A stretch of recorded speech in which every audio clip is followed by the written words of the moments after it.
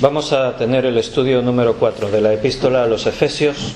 Estamos en el capítulo 1 y estamos en la primera división así clara que hay en esta carta, que es la que va, aparte del saludo inicial, de la salutación, la división que va del versículo 3 al 14, que dijimos que era como un canto de alabanza, de adoración a Dios, que empezaba con esas palabras de Pablo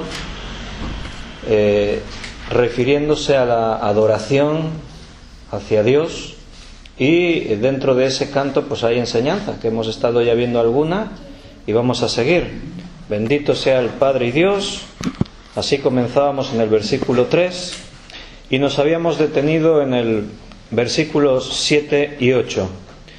Porque ahí se mencionan tres cosas, tres concepciones de la fe cristiana que tienen que ver con todo lo que Pablo está enseñando y en relación a esa adoración que él está dirigiendo a Dios, por cuanto Pablo contempla las bendiciones que hemos recibido en Cristo, y es un motivo de adoración y de alabanza a Dios cuando te das cuenta qué bendecidos que somos gracias al sacrificio de Jesús. Por eso ahora Pablo habla de redención. Versículo 7, es la primera palabra. En quien tenemos redención por su sangre. La palabra redención en griego es apolutrosis, tal como suena, apolitrosis, pero con Y. Se escribe así, apolitrosis.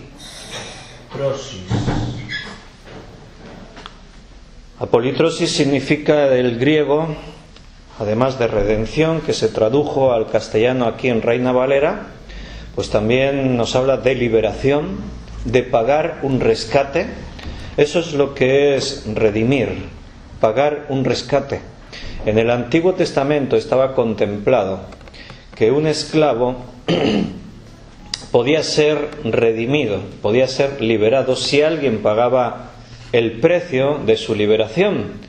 Allí en Levítico se dan las leyes respecto a esto, y un hermano podía pagar el rescate y podía liberarlo. Si no, a los 7 años pues tenía que ser liberado. Pero para ser liberado antes de ese tiempo, de lo estipulado según la ley, pues había que pagar un rescate. Él no lo podía pagar él mismo. O sea, el esclavo no podía decir, pues me pago yo el rescate. No tenía la capacidad, no tenía los medios, las posibilidades. Tenía que ser alguien que pagase por él. Esa es la idea de hablar que por su sangre, como dice ahí, en quien tenemos redención por su sangre. La sangre de Cristo fue el pago para liberarnos de nuestra situación. Estábamos muertos en nuestros delitos y pecados. Entonces, redención, apolitrosis, quiere decir eso, la liberación de una persona de una condición de la que ella misma es incapaz de liberarse. Cristo nos liberó. Nosotros no podíamos hacer nada. Si Cristo no nos hubiese redimido, hoy estaríamos muertos eternamente en nuestros delitos y pecados, sin posibilidad de cambiar esa condición. Lo decimos así como es tan sencillo decirlo, pero es tan profundo, es tan grande, es tan tremendo poder decir que gracias al sacrificio de Jesús en la cruz, yo puedo decir hoy tengo vida eterna. Cristo me redimió. Era imposible para mí, pero Él lo hizo posible. Ahora yo puedo vivir, puedo tener esperanza. Sé que un día estaré con Cristo. La redención es una doctrina muy explicada en el Nuevo Testamento. Algunas cartas, como Romanos, por ejemplo, la desarrollan ampliamente. Es una de las doctrinas fundamentales de la cristiandad. Y bueno, vamos a ver 3 textos escogidos para ver lo que dice la Biblia en otros lugares acerca de esto. En Romanos capítulo 3, versículo 24. Romanos 3, 24 dice: siendo justificados gratuitamente por su gracia mediante la redención que es en Cristo Jesús. Fíjate aquí que habla de tres doctrinas: la justificación, la gracia y la redención. Las tres tienen que ver entre sí. Lo primero que dice es que hemos sido justificados. ¿Qué quiere decir que hemos sido justificados? Que se nos ha declarado justos. Hemos sido declarados justos. Antes éramos culpables, ahora somos justos. ¿Se ha apagado eso? Sí. Es que antes pitó un poco, pero no lo has oído. Esto lo puedes desactivar y lo puedes enchufar. Paréntesis, que después le dan más trabajo al Juan, que tiene que empalmar cosas.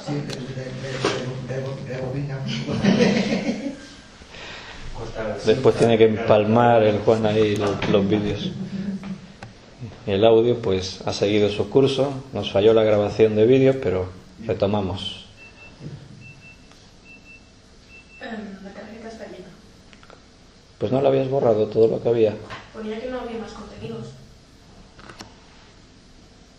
¿Y ahora qué hacemos? Víctor, yo tengo una cámara que ha podido viejecilla, pero bueno. ¿Una cámara? ¿Aquí? No, en casa. Ah, sí, es que la tarjeta de memoria está llena. Lo necesitábamos ahora. Seguimos con el audio y después pues ya lo editas en vídeo, ¿no, Juan? El audio. Bueno, pues estábamos leyendo en Romanos 3:24 que siendo justificados gratuitamente, la justificación fue gratuita. No tuvimos que pagar un precio. Cristo nos lo regaló. Por eso decimos que fue por gracia, es lo que dice a continuación, siendo justificados gratuitamente por su gracia. No lo merecíamos, no éramos dignos. Esa es la gracia de Dios. Sin merecerlo, Él nos dio ese regalo. Fuimos justificados. Ahora ya no hay ningún pecado en el acta de los decretos que te acuse. Si alguien te acusa de algo, como a veces encontramos gente que nos quieren acusar de cosas del pasado, si alguien te acusa de algo, dile, bueno, habla con mi Señor, con mi abogado que es Cristo. Delante de Él, del juez justo, no hay nada pendiente. Todos mis pecados fueron borrados. Eso es lo que termina diciendo este versículo, que la redención es en Cristo Jesús. Él nos pagó el precio. O sea, fuimos justificados gratuitamente por su gracia, y el medio por el cual eso fue efectivo fue la redención. Fíjate que dice mediante la redención que es en Cristo Jesús. Otro texto en Mateo 1:21. En Mateo 1:21 dice: y dará a luz un hijo y llamará su nombre Jesús, porque él salvará a su pueblo de sus pecados. Este es el anuncio del nacimiento de Cristo. Un ángel, el ángel Gabriel, se le apareció a María y le anunció que iba a dar a luz a Jesús. El nombre Jesús significa esto, Salvador.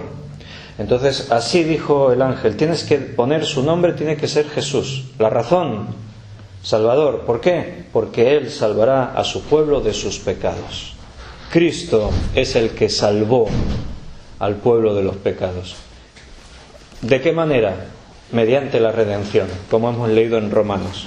Un texto más acerca de esto, en primera carta de los Corintios, capítulo 6, versículo 20. Primera de Corintios 6, 20. Porque habéis sido comprados por precio, glorificad pues a Dios en vuestro cuerpo y en vuestro espíritu, los cuales son de Dios.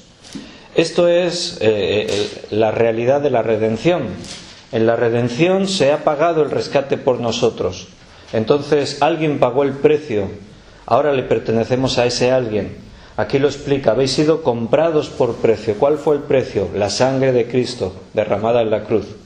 Como hemos sido comprados por precio, ¿qué menos que podemos hacer que glorificar pues a Dios en vuestro cuerpo y en vuestro espíritu?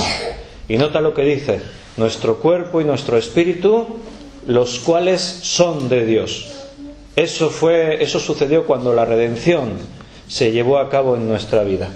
Entonces, volviendo allí a Efesios, el versículo 7 que hemos leído: en quien tenemos redención por su sangre. Es un motivo de adoración a Dios. Bendito sea el Dios y Padre de nuestro Señor Jesucristo, que nos bendijo con toda bendición espiritual en los lugares celestiales en Cristo, y una de esas bendiciones espirituales en Cristo es la redención. Él pagó el rescate por nosotros. Pero no solo nos libra de la pena, sino también de la contaminación y del poder de la esclavitud que el pecado tenía en nosotros. La redención nos liberó totalmente de la maldición del pecado. Por eso en el mismo versículo sigue y dice: el perdón de pecados según las riquezas de su gracia. El perdón de pecados. Cuando Él compró con su sangre, cuando Él nos redimió, ¿qué es lo que compró? ¿Qué es lo que redimió? Todos nuestros pecados. Fuimos perdonados. El juez justo nos perdonó nuestros pecados. Por eso no solo nos libra de la pena era la muerte eterna. Pero además, al perdonar nuestros pecados, nos ha librado de la contaminación y el poder esclavizador que tiene el pecado sobre el ser humano. De tal manera que tú ahora como cristiano no tienes por qué ser esclavo, no tienes por qué ser arrastrado por actitudes pecaminosas. El cristiano si peca por accidente, pero ya no es una fábrica de pecados. No pecamos con asentimiento, con conocimiento de causa, así queriendo. No. Si el cristiano peca es por accidente, porque la redención de Cristo, el perdón de los pecados, nos libró no solo de la pena, sino también de la esclavitud del pecado en nosotros.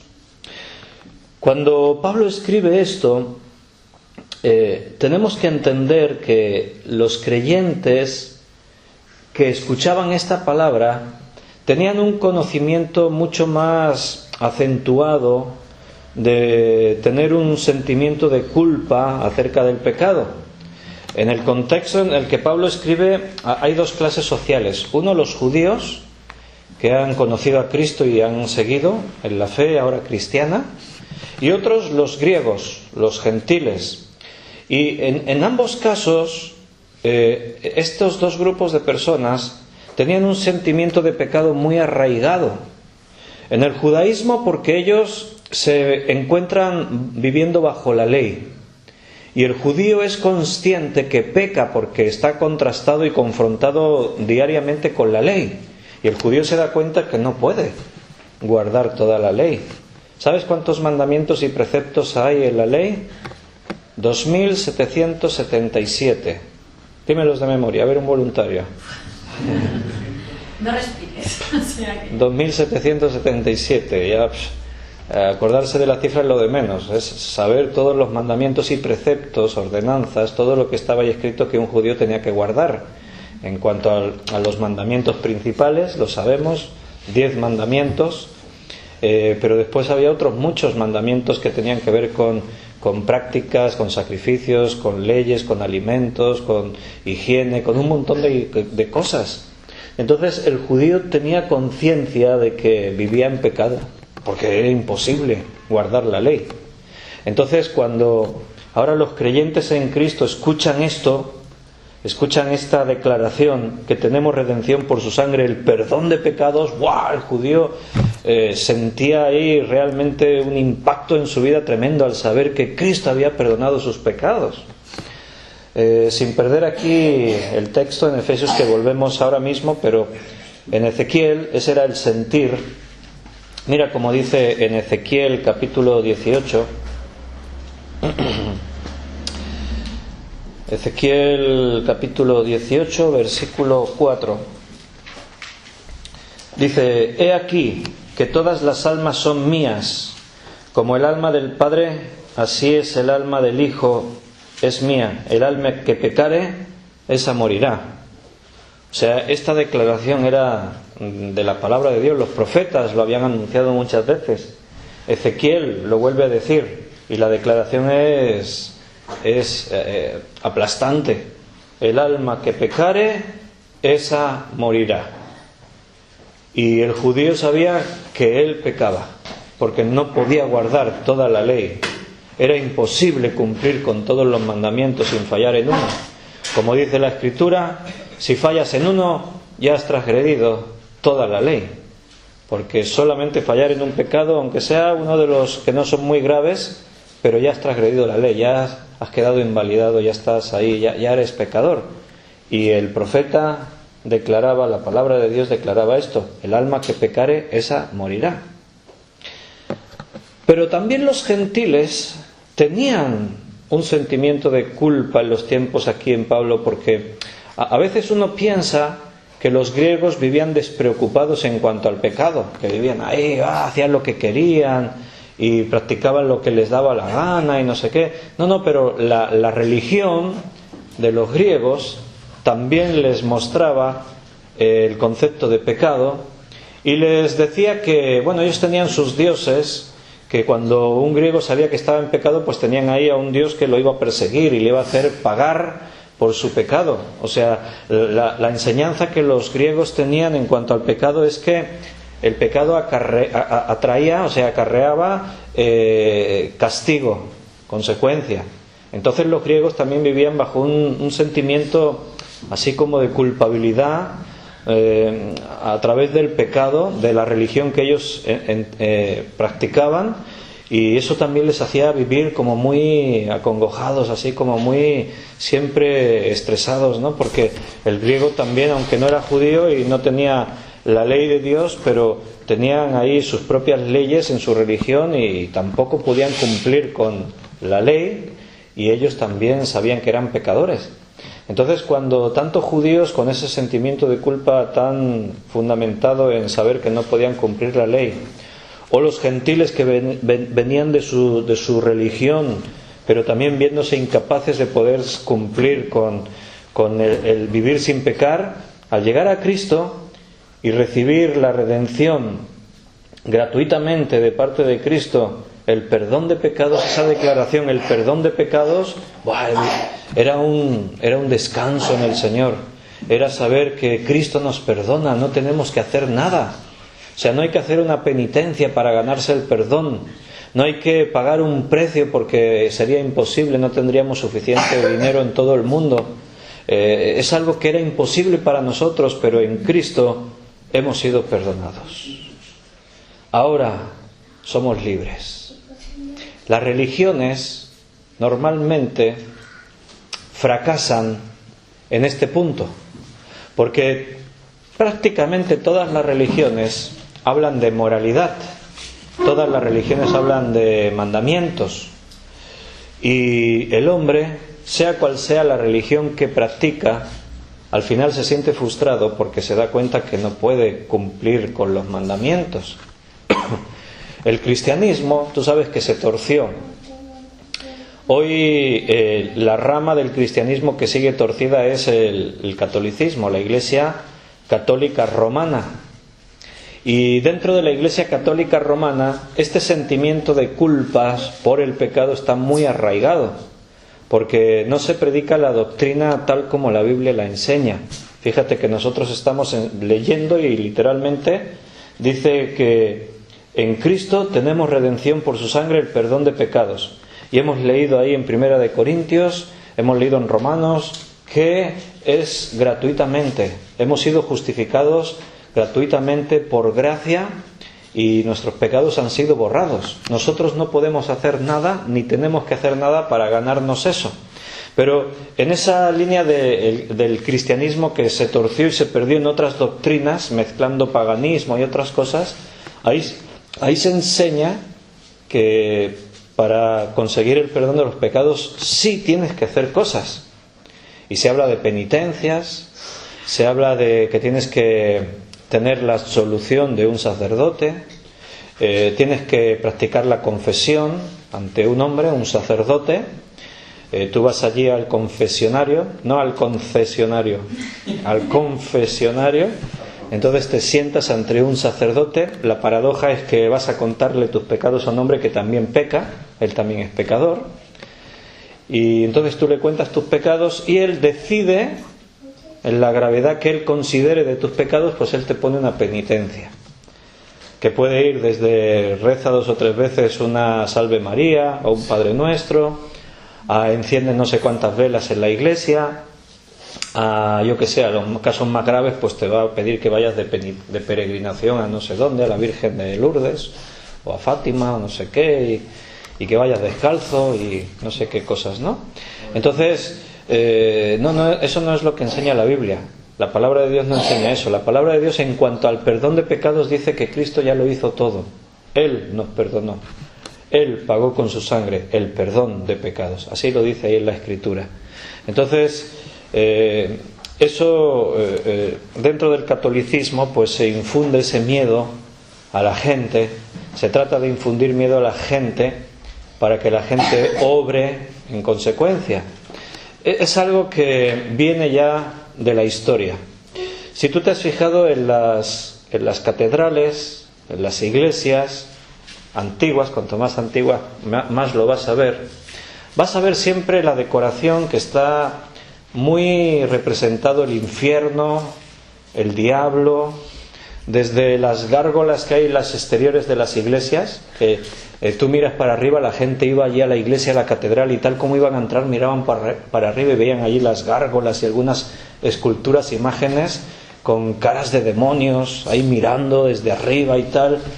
¿Y eso por qué? Porque así la gente ya entraba con miedo a la iglesia, ya entraban allí aterrorizados de ver los males, los peligros del infierno. Y había obras de arte que representaban el infierno devorando a los pecadores y el diablo allí atormentándolos y tal. Y todo eso se hacía por un motivo, para atemorizar a la gente y así crear de ellos una dependencia para que viniesen a la iglesia. Es algo así como que nosotros, en lugar de predicar la gracia, por gracia sois salvos, esto no es de vosotros, es un don de Dios, no es por obras para que nadie se glorie, no puedes ni tienes que hacer nada, la salvación es un regalo, Cristo te lo da. Pues dijésemos, estáis todos condenados, el diablo os va a devorar en el infierno, vais a arder allí por la eternidad, y solamente si vienéis a la iglesia pues tenéis posibilidad de salvaros. Entonces la gente ahí todos corriendo a la iglesia, esa es la idea, ¿no? El estado de terror para tener a la gente atada, para tener a la gente sujeta, que no se nos vayan por ahí, porque eso implica que la gente, si tenemos gente, vamos a tener ofrendas, que era otro de los motivos por los cuales se tenía que asustar a la gente, hasta tal punto que se llegó a promulgar y enseñar acerca de lo que eran las indulgencias. ¿Qué eran las indulgencias? Que con dinero tú podías comprar la salvación, la propia o la de seres queridos que ya incluso habían fallecido. Si tú tenías dudas de si un hijo tuyo, o tu padre, o tu madre, o un abuelo, o un tío, o un amigo, si tú tenías dudas de que esa persona se hubiese salvado o no, si tenías dudas, a lo mejor esa persona está en el purgatorio, está allí siendo atormentado, entonces tú puedes hacer algo. ¿Qué puedes hacer? Pagas dinero a la iglesia y ese sale del purgatorio y se va al cielo. Fíjate qué cosa tan absurda, ¿no? Tan absurdo que a Lutero se le removió todo cuando veía estas prácticas y leía la Escritura. Lutero tuvo acceso a la palabra de Dios, él leía y él enseñaba la Biblia y él se dio cuenta que la iglesia estaba corrupta, que la iglesia vendía la salvación a cambio de dinero, y eso es una aberración. Porque lo acabamos de leer ahí antes, que Cristo pagó con su sangre y somos justificados gratuitamente. En Apocalipsis dice que el que quiera venga a mí y beba del agua de la vida gratuitamente. El Evangelio es gratis, de gracia recibisteis, dad de gracia. Tú no puedes pedir dinero a cambio de la predicación del Evangelio, es gratis. En el libro de Mártires por la Fe dice que recoge una frase de las que decían, ¿no? Que cuando una moneda cae en la caja de los pagos de este y guinea, en ese momento sale un alma del purgatorio. Sí, eso es lo que se decía. Entonces tú fíjate qué absurdo, ¿no? O sea, Dios pide que le paguemos dinero para salvar a las almas. ¿Dónde dice eso? En ningún sitio. Pero es que ni aunque ignorases la Biblia, la pura lógica te haría pensar, ¿y Dios para qué quiere mi dinero? Si Dios es el Señor de todas las cosas, el universo le pertenece, ¿para qué querrá Dios mi dinero? Y después tú observa qué es lo que le pasó a Lutero. Lutero fue a Roma, al Vaticano, estuvo allí y vio lo que había dentro del Vaticano, y solamente observa. Lutero veía la riqueza que había allí, los papas vestidos con vestiduras de oro, con coronas de oro, con piedras preciosas, el trono donde se sentaba el pontífice todo lleno de oro, de piedras preciosas, los cardenales con vestiduras lujosas, usaban de servicios de prostitutas dentro del Vaticano, en fin, una cosa de pecaminosa allí tremendo. Y Lutero se escandalizó, se quedó horrorizado, porque él era un monje, él era parte de todo eso, y él leía la Escritura y veía lo que sucedía en la Iglesia y dijo, esto no puede ser. Y eso dio origen a lo que hoy en día conocemos como el movimiento de la Reforma, que justo ahora, al final de este mes, se conmemora el 499 aniversario. El año que viene será el 500 aniversario. Hará 500 años que Lutero clavó aquellas 95 tesis y todo empezó a cambiar y hubo gente que volvió a la Escritura, que volvieron otra vez a buscar la voluntad de Dios, descubrieron que la salvación es por gracia, es un regalo, no hay que hacer obras para ganarlo.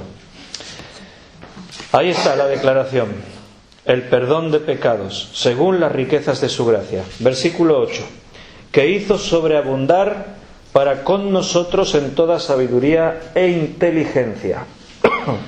Ahí hay dos palabras. Sabiduría, en el griego es Sofía. Si conoces a alguna mujer que se llame Sofía, pues su nombre, el significado es es sabiduría, porque es una palabra griega que significa eso, sabiduría. Sabiduría en el sentido de tener un conocimiento intelectual que satisface la mente. Es una sabiduría basada en un conocimiento, en una adquisición de conocimiento. Adquieres conocimiento y eres sabio, te vuelves sabio. Pero la otra palabra, que aquí en Reina Valera la traducción es inteligencia, también se podría traducir por prudencia, porque la palabra griega es phronesis, así tal cual suena si estás tomando notas. Phronesis, que nos habla de un conocimiento práctico que nos permite resolver los problemas de la vida cotidiana. O sea, es cuando tú dices, mira qué sabio. O sea, también nos hablaría de sabiduría, pero es una sabiduría práctica. Aunque tú no hayas adquirido mucho conocimiento, aunque tú no seas una persona muy culta en cuanto estudiaste mucho, pero resulta que te encuentras con una dificultad y sabes resolverla.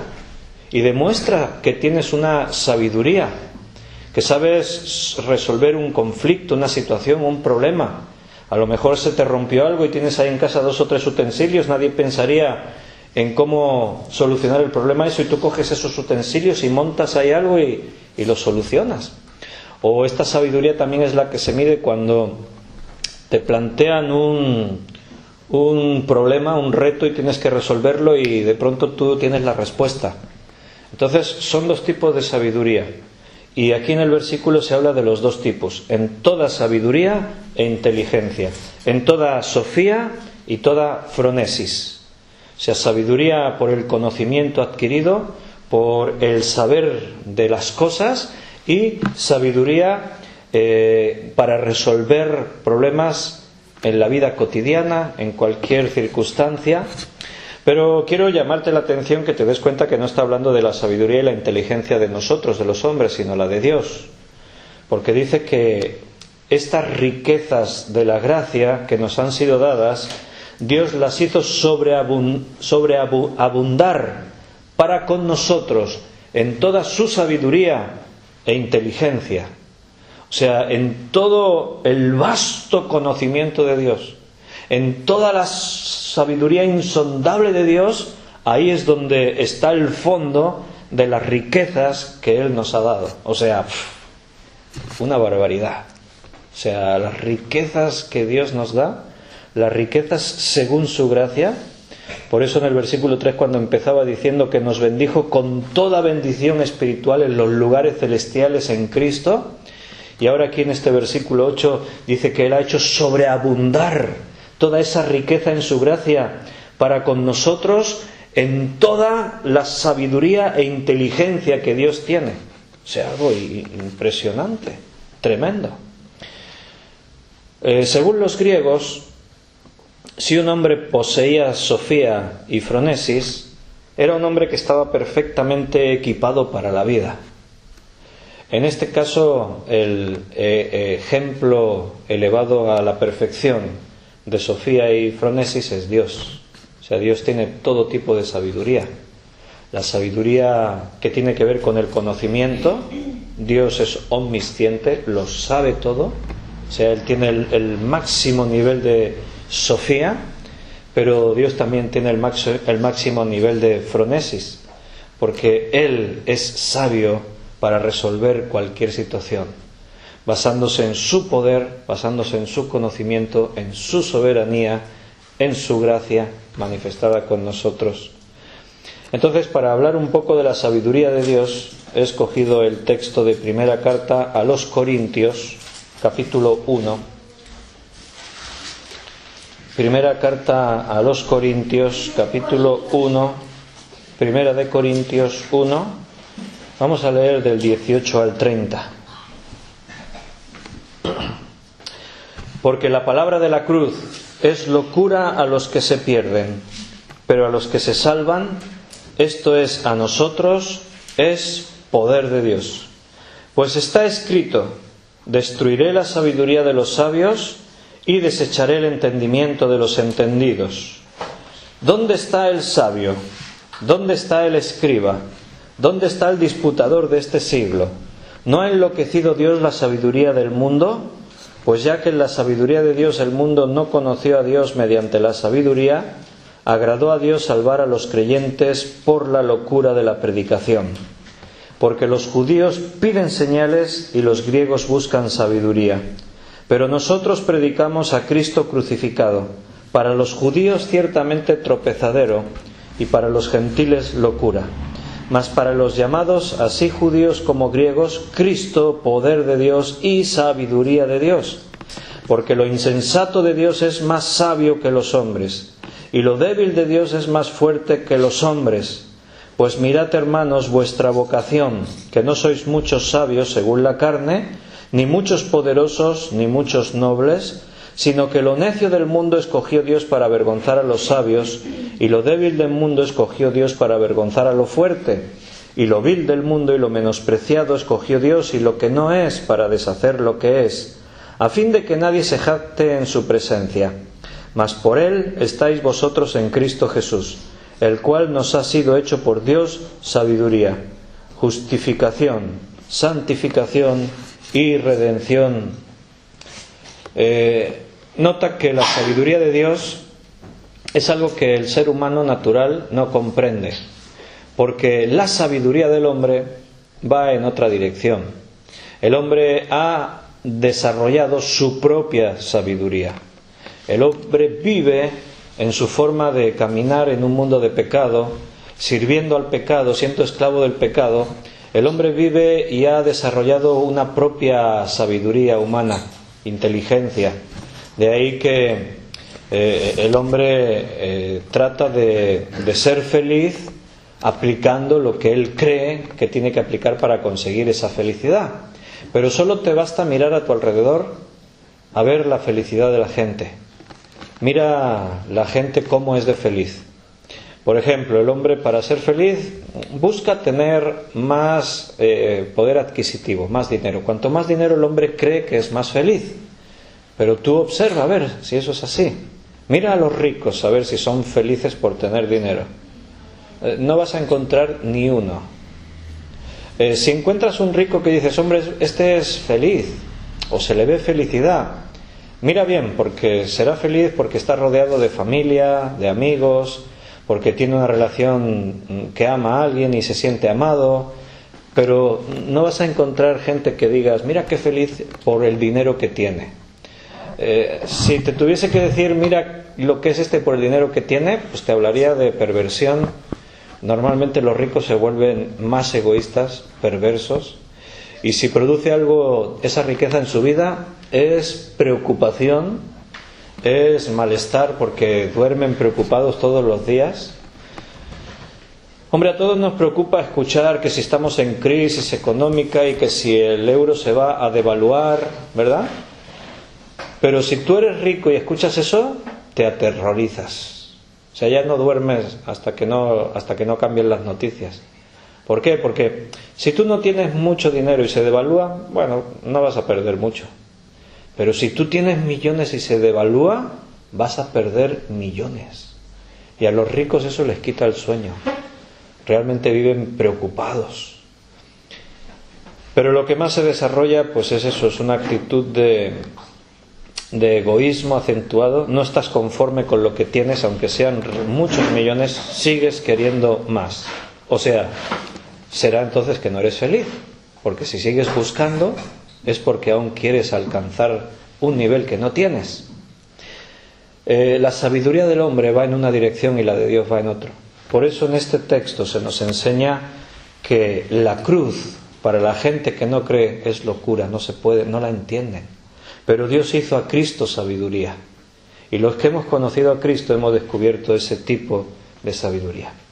Entonces, volviendo allí a Efesios, en el versículo 8, que hizo sobreabundar para con nosotros en toda sabiduría e inteligencia. Y ahora sigue el texto, y fíjate cómo sigue, versículos 9 y 10, dándonos a conocer el misterio de su voluntad, según su beneplácito, el cual se había propuesto en sí mismo, de reunir todas las cosas en Cristo en la dispensación del cumplimiento de los tiempos, así las que están en los cielos como las que están en la tierra.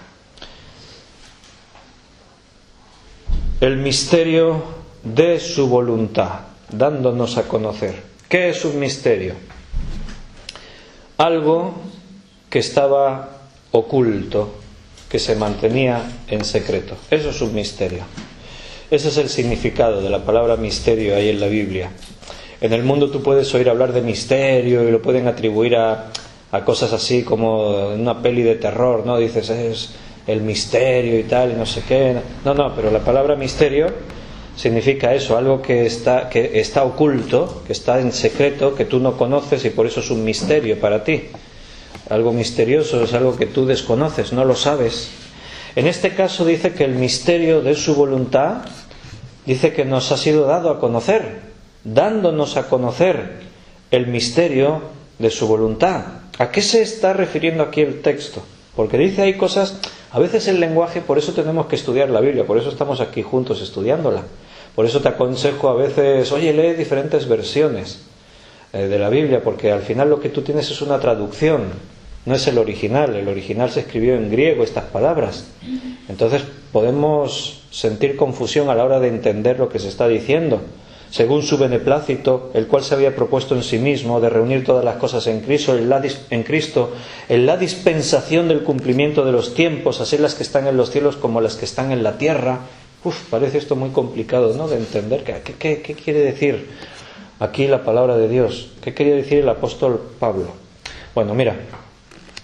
Para empezar, tienes que entender que los hombres vivimos en un mundo dividido.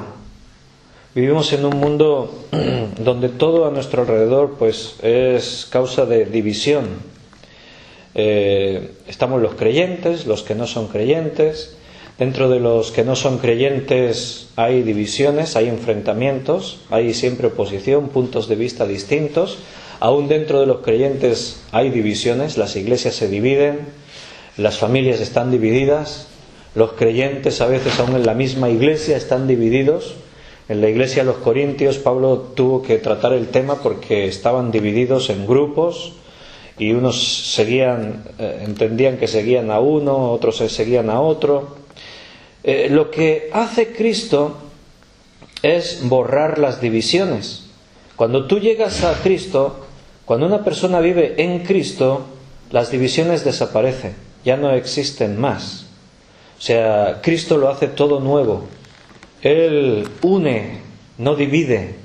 Ahora en Cristo todo es unidad, todo es restauración, todo se complementa. Ya no hay rotura, no hay división, no hay separación. Cristo nos une. Entonces, lo que dice aquí Él es que Él nos dio a conocer el misterio de su voluntad. ¿Qué quiere decir eso? Bueno, nota que estamos en el contexto. ¿De qué nos habló anteriormente? De la redención. Y ahora nos está diciendo cuál es el propósito de esa redención. El propósito de ser redimidos. Este es un tema que Pablo desarrolla ampliamente, no solo aquí en Efesios, sino en otras cartas suyas. Por ejemplo, sin perder, porque volvemos ahora mismo aquí a Efesios, pero en Romanos, capítulo 16, versículo 25.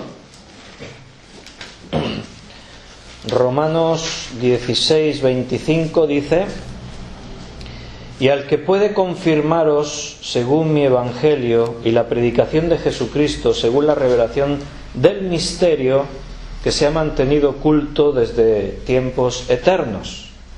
Nota, ha habido algo que se mantuvo oculto desde tiempos eternos. ¿Qué? El evangelio, la predicación de Jesucristo. Esto se mantuvo oculto. La gente no entendía, no podían entender. Ahora sí, aquí estamos creyentes sentados. Lo que yo estoy diciendo lo vamos entendiendo. Algunos ya llevamos años, otros llevan un poco menos de tiempo, pero entendemos. Pero ahora imagínate que entra una persona que no ha escuchado nunca nada así acerca de la Biblia, predicar. Él conoce algo de la religión, pero no sabe nada y se sienta aquí. Y yo leo ahí los textos. El cual, mediante la redención, nos justificó, y mediante la justificación de su gracia limpió nuestros pecados. Esa persona es como si escuchara chino. Redención, justificación, la gracia. Tú sabes lo que significa redención o justificación o gracia, el perdón de pecados, pero esa persona no. ¿Por qué? Porque para ella esto es un misterio. No lo entiende. Antes de que viniese el Espíritu Santo, el día de Pentecostés sobre la iglesia, este mensaje de Dios era un misterio, era algo secreto, oculto para los hombres. Los hombres no entendían. El judío, antes lo hemos dicho, vivía bajo la ley.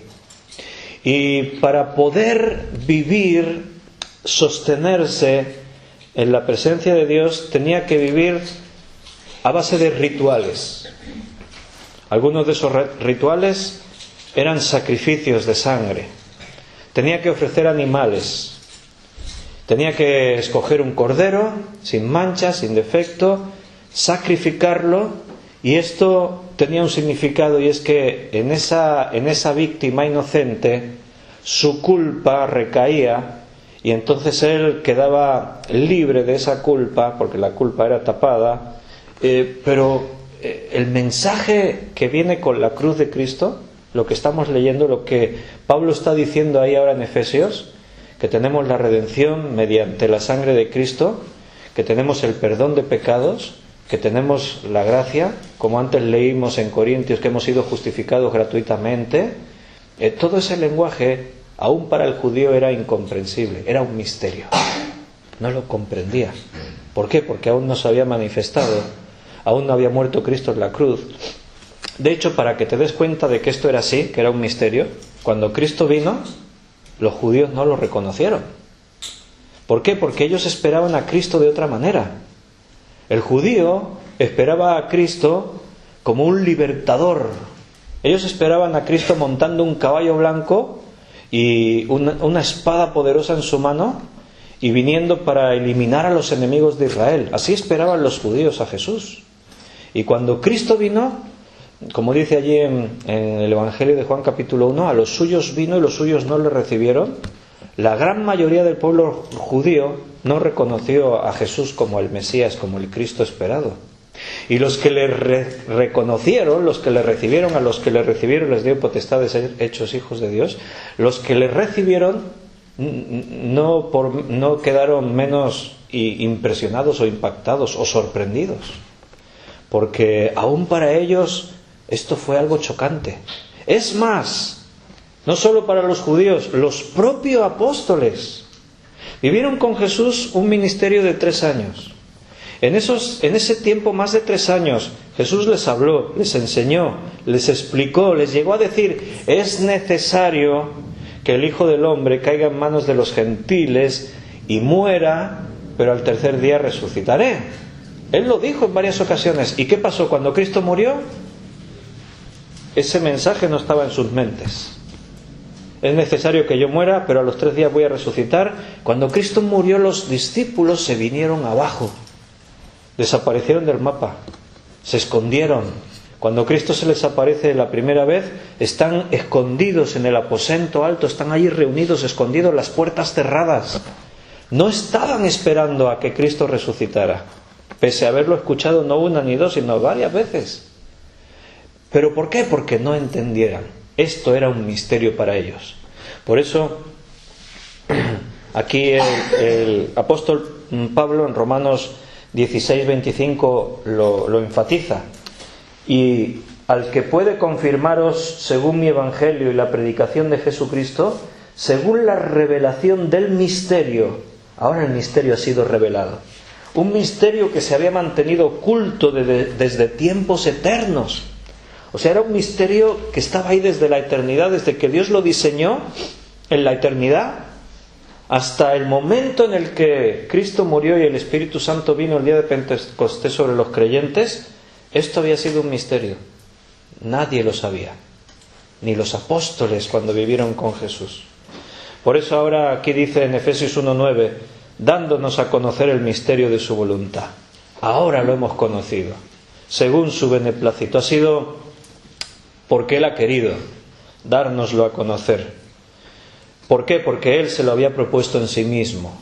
El Señor Dios tomó ese propósito en sí mismo. Dice, ¿y cuál era ese misterio a través de la redención? ¿Cuál? De reunir todas las cosas en Cristo. O sea, que todas las cosas sean restablecidas en Cristo. Que todas las cosas sean regeneradas en Cristo. Que todo lo que se contaminó y se perdió por el pecado sea redimido en Cristo. La redención, te digo, que no solamente afecta a las personas, la redención afecta a la creación entera, al universo entero. Porque no solo el hombre fue contaminado con el pecado, sino la creación misma, dice la Escritura, que gime a una y a una está hasta la venida de Cristo. Cuando Cristo venga, la creación también será redimida. Porque en la cruz Él pagó el precio para rescatar tu vida, pero también para recuperar todo lo que se había perdido.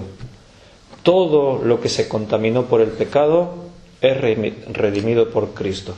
Entonces fíjate que ahora se nos está revelando misterios secretos que habían permanecido ocultos por siglos y ahora se nos están revelando a nosotros por el beneplácito de Dios.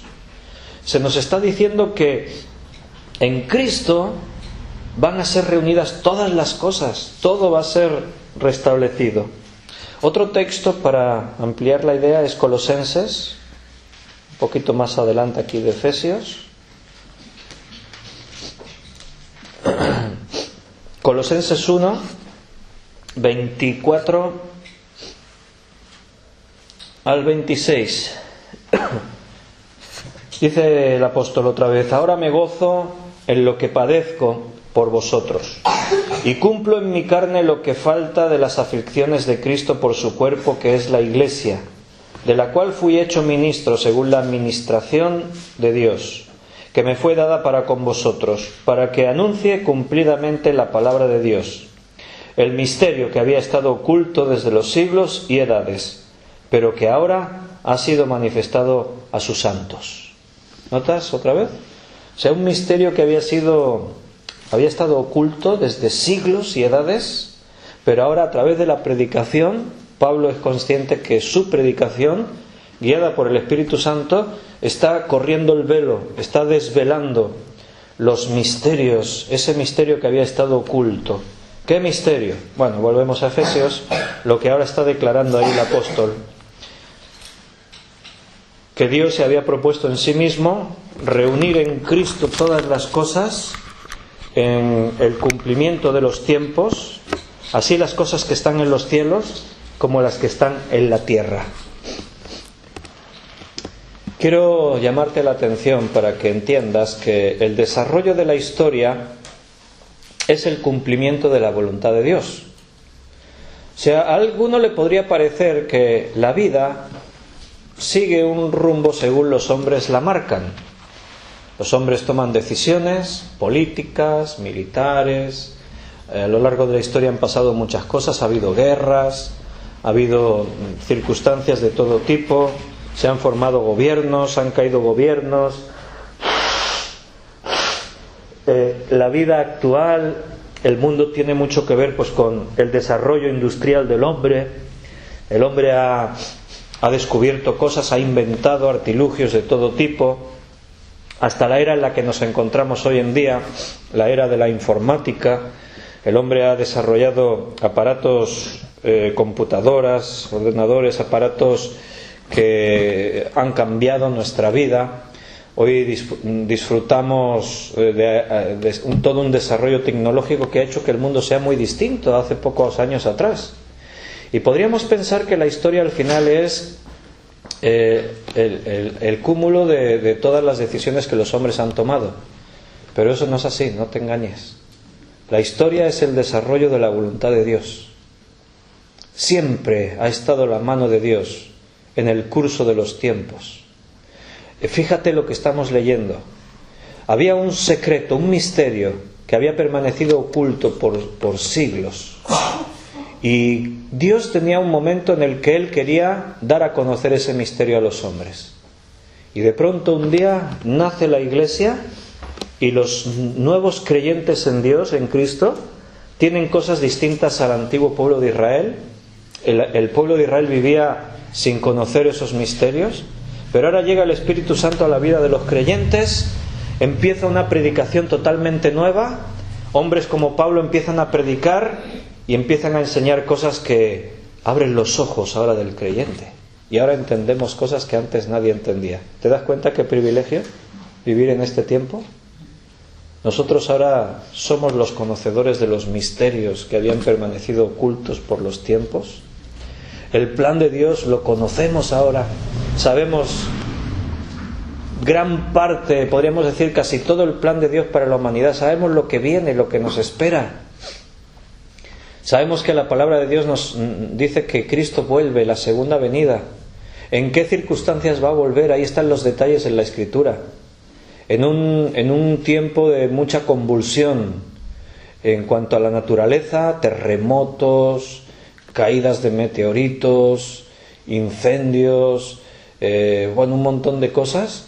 En cuanto a la situación política, igual, guerras, aumento de la maldad, un descenso de la moral, pero de una forma impresionante, la desintegración de la familia. Todo eso está desvelado. Sabemos ahora los secretos de Dios. El día y la hora sigue siendo un misterio, el momento exacto, pero no así el tiempo. El tiempo sabemos que está cercano. Cristo viene pronto. Ese es el plan de Dios. El plan de Dios que Él tiene para la humanidad y para la creación misma. Y recuerda, la historia está marcada por el desarrollo de la voluntad de Dios. Dios tiene todas las cosas marcadas en su tiempo. Él tiene medidas los días en segundos. Él tiene el momento para cada cosa. Y ese plan de Dios terminará a su debido tiempo. Y cuando eso ocurra, Dios va a poner bajo el mando de Cristo todo lo que hay. Lo que está en los cielos y lo que está en la tierra. Eso es lo que dice ese texto. De reunir todas las cosas en Cristo. en la dispensación del cumplimiento de los tiempos, o sea, cuando su plan se haya cumplido. ¿Y qué es lo que va a reunir? Todo, lo que hay en los cielos, arriba en los cielos, como lo que hay abajo en la tierra. Cuando Cristo venga, cuando Él ponga su pie en este mundo, según la Biblia va a comenzar un reinado de 1000 años, donde va a ser un reinado de armonía, ausencia de guerra, habrá paz, habrá justicia perfecta, porque Cristo es el que gobernará en este mundo. ¿Te imaginas un país? Ahora estamos en España y parece que se va a formar gobierno, por fin, después de un año. ¿Pero qué? ¿Qué esperanzas tienes para el próximo gobierno? ¿Tienes esperanzas de que van a cambiar las cosas y vamos a ir muchísimo mejor? ¿Tienes esperanza de que va a haber más trabajo, la economía va a ir mucho mejor, la sanidad va a mejorar, la educación? ¿Crees que hay esperanza para eso? Van a ser los mismos de antes. O sea, ¿cómo puede ser que la gente vuelva a votar a los que descaradamente han estado robando? Todo el mundo sabe que lo de Bárcenas está ahí. A ver, el otro día leía ahí en Facebook uno de estos comentarios así, ¿no? Que decían que por ahí unos monjes descubrieron unos restos, unos escritos del siglo III no sé qué, y entonces después de analizar los textos y eso, dijeron que esto era de no sé quién, un escritor, y atribuyeron y tal, ¿no?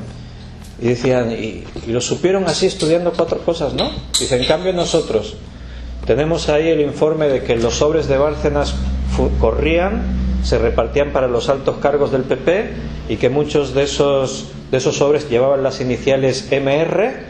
Dice, pero claro, nosotros no sabemos que MR pueda ser Mariano Rajoy, ni que la firma realmente del sobre era de Bárcenas o de un ministro, o sea, no, eso no hay seguridad. Ahora, descubrimos ahí unos restos ahí arqueológicos de siglos atrás y ya les damos fecha, le atribuimos quién escribió aquello, quién lo hizo, quién no sé qué, pero en cuanto a esto no, eso no.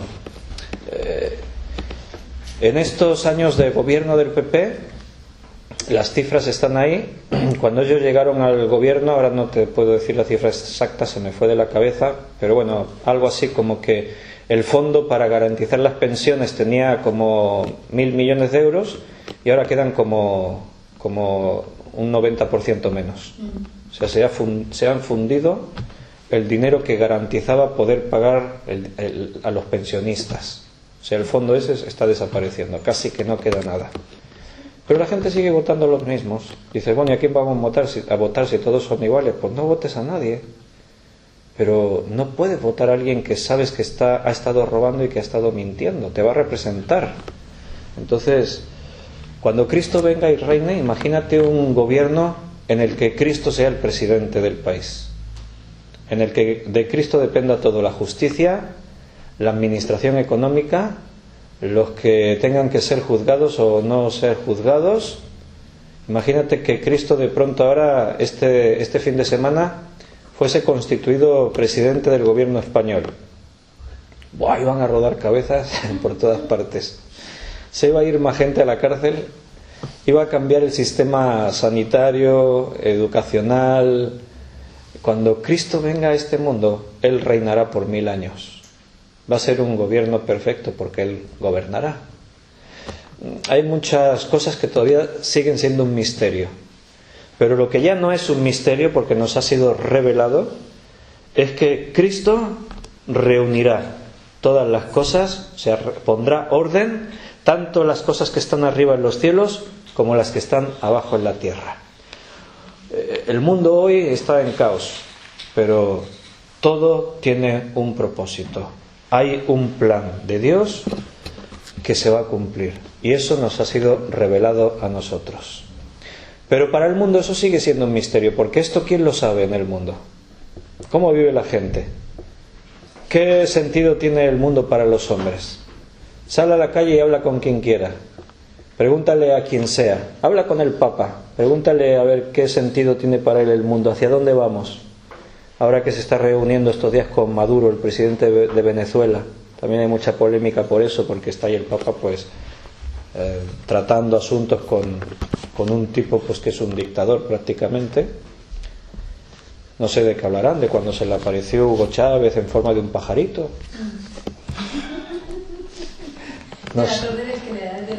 No sé.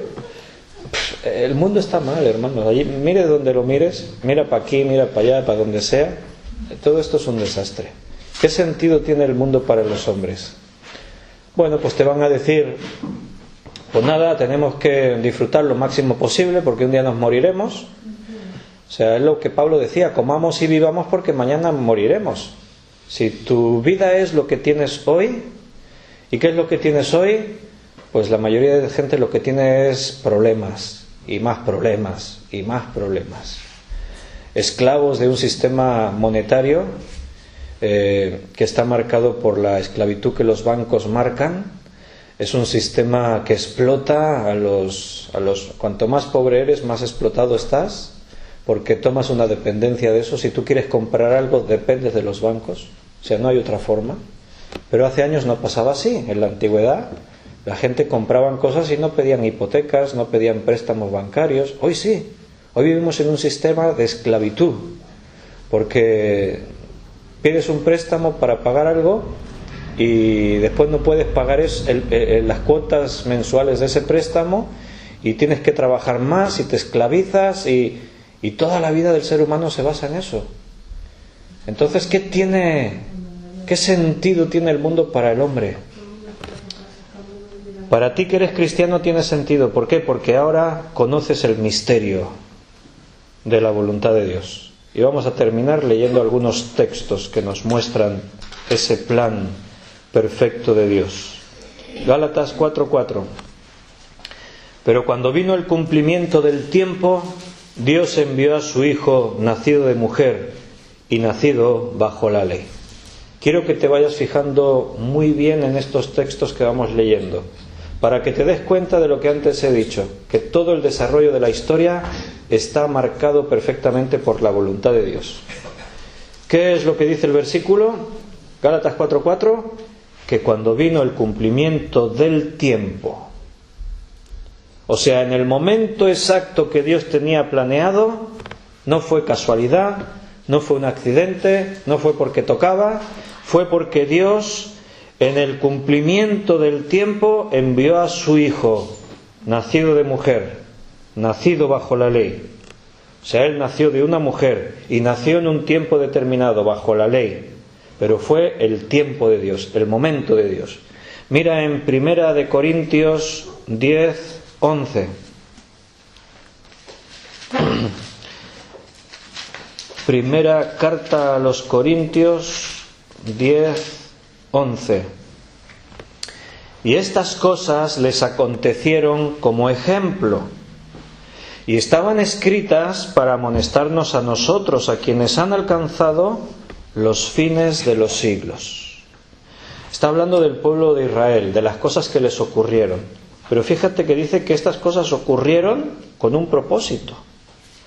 Acontecieron como ejemplo, han quedado escritas como ejemplo. ¿Para qué? Para que nos sean de ejemplo a nosotros, para amonestarnos a nosotros. ¿Y quiénes somos nosotros? ¿Dónde estamos? Los que hemos alcanzado los fines de los siglos. Estamos en los tiempos del fin. Está medido por Dios. No es un accidente.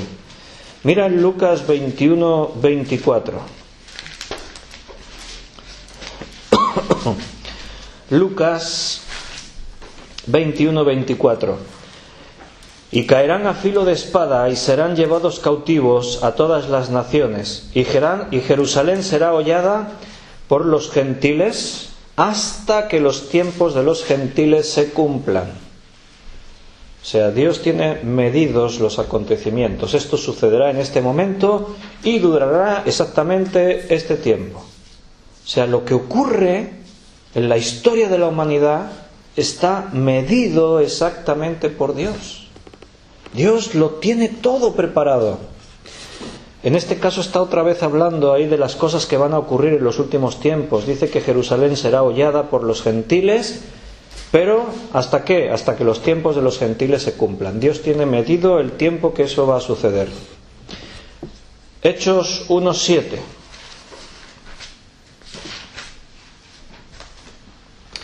Y les dijo: no os toca a vosotros saber los tiempos o las sazones que el Padre puso en su sola potestad. ¿Cuándo será esto, Señor? Mira, no os corresponde a vosotros saber los tiempos. Los tiempos le pertenecen a Dios. Dios lo tiene todo preparado, todo previsto, todo programado. Aquí no ocurre nada por accidente. Aquí no sucede nada porque al presidente de los Estados Unidos se le ocurre vamos a hacer esto, o al Papa se le ocurre hacer otra cosa, o a los poderosos de este mundo, a los ricos de este mundo tratan de manipular. Hay toda una serie de teorías de la conspiración, hay un montón de supuestas organizaciones secretas que controlan el mundo, los sistemas políticos, la economía mundial. Sí, las cosas ocurren en el mundo, pero todo está controlado perfectamente por Dios. Él tiene los tiempos, le pertenecen a Él, están en su mano. Aquí mismo en Hechos, un poquito más adelante, capítulo 3, versículo 20 y 21. Y Él envía a Jesucristo que os fue antes anunciado, a quien de cierto es necesario que el cielo reciba hasta los tiempos de la restauración de todas las cosas, de que habló Dios por boca de sus santos profetas que han sido desde tiempo antiguo. Los profetas hablaron de esto, pero la gente no se enteró. ¿Por qué? Porque era un misterio, no lo entendían, era un secreto. Pero Cristo va a ser enviado, y es necesario que ahora el cielo ha recibido a Cristo, Él fue ascendido a los cielos, pero dice que hasta los tiempos de la restauración está medido. ¿Cuánto tiempo va a permanecer Cristo a la diestra del Padre en los cielos? Un tiempo determinado que está en la mano de Dios, está decidido por Dios. Y cuando cumpla ese tiempo, el tiempo de la restauración, o sea, de la redención, entonces Cristo vendrá a redimir todas las cosas. Todo está medido. Todo lo que ocurre en la historia de la humanidad está controlado por Dios. Nada sucede al azar. Primera carta de Timoteo 2:6. Primera de Timoteo 2:6. El cual se dio a sí mismo en rescate por todos, de lo cual se dio testimonio a su debido tiempo. ¿Notas? ¿Cuándo se dio testimonio de eso? Cuando tocaba. Ni antes ni después. Dios tiene su momento para cada cosa. A mí eso me da seguridad, no sé a ti. Pero a veces vivimos en un mundo, y eso es lo que le pasa al hombre de la calle, al hombre del mundo que no tiene a Cristo, ese hombre que sigue todavía sin conocer ese misterio que ahora nos ha sido desvelado a nosotros. Mira qué privilegio, que hemos leído y se nos ha desvelado un misterio que permanecía oculto durante siglos y generaciones. Pues al hombre del mundo sigue para él siendo un misterio, entonces él no sabe, y eso causa mucho desconcierto, mucha inseguridad. Cuando el hombre de la calle pone las noticias y escucha que hay riesgos de guerras, que hay... Tú escuchas las noticias, por ejemplo, estos días, tú miras las noticias y ves que Rusia está instalando defensas está instalando nuevas defensas para misiles nucleares. Se están fortaleciendo. Dices, ¿y para qué? Si parece pues que ya la Guerra Fría se quedó un poco atrás, estamos todos muy relajados, y de pronto una de las potencias mundiales empieza a remover actividad militar por una posible guerra nuclear, y empiezan a fortalecer las defensas de los misiles, y empiezan a desplegar baterías antiaéreas, y empiezan a... dices, ¿qué se mueve ahí? ¿Qué cosas hay que no sabemos nosotros, la gente de la calle? Y por otro lado ves que el presidente de los Estados Unidos ha advertido de no sé qué. Por otra parte ves que a tu alrededor cada día la maldad aumenta más, que las enfermedades, las pandemias siguen siendo una amenaza, que la creación está todo desbaratado. Se habla de un gran terremoto en los Estados Unidos, que pueda causar millones y millones de muertos, porque ahí está la falla de San Andrés, ahí está toda la costa oeste de los Estados Unidos, amenazada dice que ya se ha cumplido el tiempo, que ya toca. Ahí está, todo el planeta está revuelto, todo, mire donde lo mires. ¿Cómo puede vivir el ser humano? Pues como vive. El hecho de que la maldad aumenta, de que el hombre cada día es más egoísta, tiene que ver con todo eso. Porque oye, si cualquier día tenemos que dejar ya este mundo, pues vivamos cuanto más podamos, disfrutemos lo que quizás no tendremos tiempo de disfrutar. No hay valores morales, no hay valores espirituales, todo está trastornado. Pero nota lo que acabamos de leer, hemos escogido solamente 6 textos para ilustrar, pero hay muchos más. De que todos los tiempos están medidos, todo lo que ocurre en la historia de la humanidad está controlado por Dios. No es un accidente aquí donde nos encontramos. Vivimos bajo la maldición del pecado, pero Dios no se desentendió del mundo y nos dejó. Tú tienes la mejor ilustración para esto en la nación de Israel. Dios los sacó de Egipto para meterlos a una tierra que Él preparó para ellos, la tierra prometida, la tierra de Canaán. Y el pueblo dijo, pues nosotros no entramos en Canaán, no queremos. Nos quedamos en este desierto. ¿Qué hizo Dios? ¿Se apartó de ellos? No, se quedó con ellos esos 40 años en el desierto, dándoles su misericordia. Sin Dios no habrían sobrevivido, habrían muerto todos, no habría quedado ni uno, porque no hubiesen tenido que comer, no hubiesen tenido que beber, hubiesen estado expuestos a enemigos, al clima, a los peligros, no habrían sobrevivido. Pero Dios estuvo con ellos. Cada vez que Israel estaba acampado, la gloria de Dios descendía de la nube y llenaba el tabernáculo de reunión. Y cuando se ponían en marcha, la nube se levantaba y les mostraba el camino. Y de noche, que no podían ver la nube, entonces era el fuego, la columna de fuego. Y para comer el maná, y para beber el agua de la roca. Y cuando tenemos una plaga de serpientes que morimos, levanta una serpiente de bronce y el pueblo se sana. Y Dios no se desentendió de la humanidad. Aunque el hombre camina en el desierto de su desobediencia y sufre las consecuencias, Dios tiene un plan. Y el plan de Dios se está desarrollando hasta este día. Y la culminación, y ahí terminamos, es lo que hemos leído en Efesios. Que en Cristo Dios va a reunir todas las cosas, las que están en los cielos como las que están en la tierra. Que tenemos la redención por su sangre, el perdón de los pecados, según las riquezas que han abundado en nosotros. Y eso, como dice el versículo 9, nos ha sido dado a nosotros ahora a conocer ese misterio de su voluntad, que había permanecido oculto por siglos, por generaciones. Todas las cosas serán reunidas en Cristo. Todo eso está en marcha, está cercano, viene pronto. Colosenses 1:20 dice, y por medio de Él reconciliar consigo todas las cosas, así las que están en la tierra como las que están en los cielos, haciendo la paz mediante la sangre de su cruz. Vamos a orar. Señor, muchas gracias,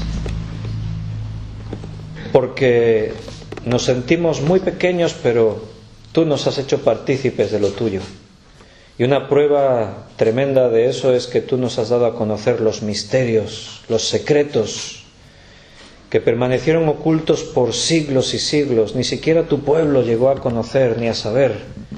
Ha sido ahora, en este tiempo, cuando tú decidiste que tus hijos íbamos a conocer cuál es tu plan. Y tu plan es este, de que Cristo reconcilie consigo todas las cosas. Y todo esto gracias a la paz que Él ha hecho realidad mediante la sangre de su cruz. Sabemos que nada sucede por casualidad. No nos sentimos víctimas de las circunstancias. No estamos en un mundo a nuestra suerte. Sabemos que tus manos lo controlan todo. Que tú has puesto limitaciones, que tú has preparado cosas, que tú das permisividad al ser humano y al diablo, pero todo controlado por ti. Tú eres quien pone las normas, tú conduces a la humanidad y a la creación, al universo entero lo conduces a un fin, y es el fin de la redención, el fin de la reconciliación en Cristo. Gracias, Señor, porque podemos vivir confiados. Todo te lo agradecemos y te pedimos tu guía y tu dirección en el nombre de nuestro Señor Jesucristo. Amén.